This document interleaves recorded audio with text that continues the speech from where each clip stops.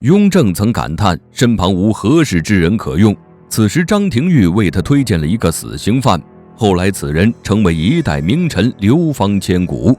那么此人究竟是谁呢？他又为何会死在牢里？今天就来和大家聊聊这段清宫往事。张廷玉向雍正推荐的这个人名叫张家阿克敦，是满正蓝旗出身，于康熙48年考中进士，因其各方面都较为出众，所以此后便一路高升。康熙在位时，他就被提拔成了国子监祭酒。雍正继位以后，亦是十分重视他。雍正4年，阿克敦出任两广总督兼广州将军。此时一路官运亨通的阿克敦未免有些膨胀了，仗着天高皇帝远，他就为所欲为，不仅挪用广东海关税银，还利用职务之便让家人向暹罗商船索取贿赂等不法之事。但纸呢，终究包不住火，很快这些事儿就传到了雍正耳朵里。雍正一怒之下便将他下了狱，并判处了斩监后的重刑。如果是别人被判了这样的刑，那估计就很难再翻身了。但是阿克敦运气好，为什么这么说呢？因为此时的清朝与准噶尔部间的关系十分紧张，随时都可能发生战争。虽然雍正并不希望发生战争，但准噶尔部却频频挑衅，无奈之下，雍正只好派兵攻打准噶尔。可惜呢，成绩并不理想，清军被准噶尔军打败。此战之后，准噶尔部趁清军溃败，直接出兵掳掠喀尔喀蒙古，这可激怒了雍正，他下定决心要和准噶尔部决一死战。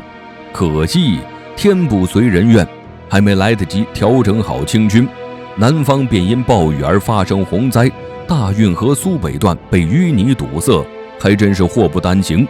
因为江南决定了朝廷的财政收入，如果南方发水患没有治理好，雍正呢就无法对西北用兵，所以此时比出兵攻打准噶尔部更重要的事情是治理水患。但此时的雍正呢，又面临着一个新的问题。虽然他身边能干的人不少，不过大多对治水都不精通。虽然有那么一两个懂治水的，不过因为职位问题，并不能在短时间内离开京城。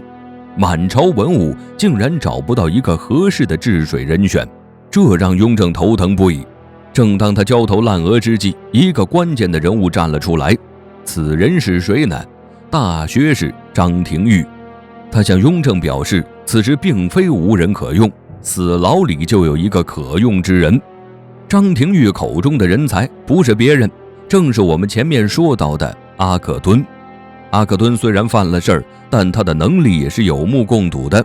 雍正知道他一定能够治理好水患，且目前呢，朝中确实没有合适的人选了，于是便准了张廷玉的宝奏，让阿克敦戴罪立功去了。原本在死牢的阿克敦突然被放了出来，接下来他会怎么做呢？阿克敦深知自己这次机会来得不容易，毕竟雍正一直十分恨贪官污吏，自继位以来呢，便抄了不少贪官的家，所以阿克敦一出狱，他便立马去了运河堵塞最为严重的淮安地区。阿克敦在淮安观察了几日以后，终于找出了最好的解决方式，那就是直接开凿支河。不得不说，这阿克敦呢，确实是个人才。在他的精心治理下，没过多久，运河堵塞的问题就得到了解决。而他的这次表现也让雍正十分满意。回到京城以后，雍正就直接免除了他之前犯下的罪过。不过一时之间呢，雍正也不知道要怎么安排阿克敦。官复原职那是不可能了。先不说他之前犯了那么大的错，就拿他离职那么久来说，他之前的位置早就被人顶上了。虽然他治水有方，可以安排他专门管水利，但漕运总督也并没有出缺，所以到底应该怎么安排阿克敦呢？这让雍正很是头疼。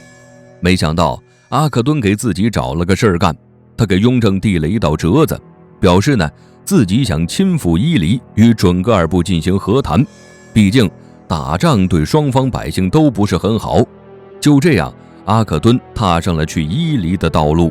而他此去的目的，除了和准噶尔议和以外，还有一个特殊的任务，那就是索要逃匿在准噶尔的青海叛乱头目罗布藏丹津。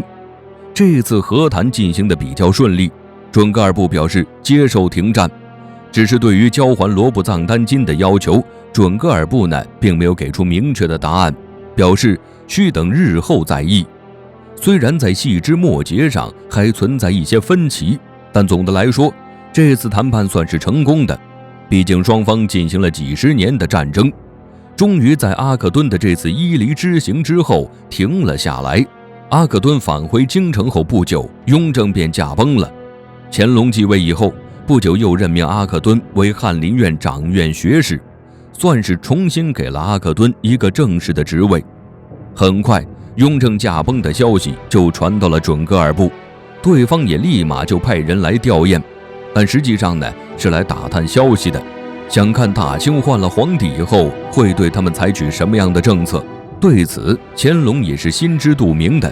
为了能够安抚准噶尔部人心，乾隆命令阿克敦再次出使伊犁，并带去了乾隆亲笔的敕书。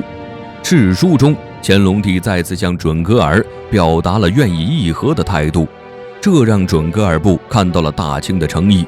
而这次出使伊犁呢，也让议和取得了最终的结果，双方签订了相关的协议。至此，准噶尔与大清之间长达半个世纪的战争终于结束，阿克敦也因此被升任刑部尚书。因成功议和被升官，阿克敦此后是否会一帆风顺呢？事实上，刚当上刑部尚书不久，阿克敦便又进了监狱，这是怎么回事呢？难道他又犯了老毛病吗？其实相比上回的事情，这次他犯的错也不大，只是在给乾隆的折子中把对孝贤皇后的称呼写成了先太后，这让乾隆大发雷霆，将阿克敦关进了监狱，并再次给他来了个斩监候。不过还好，这只是乾隆在气头上的决定，气消了以后，他又将阿克敦放了出来。只是呢，他的职位从刑部尚书成为了代理刑部尚书。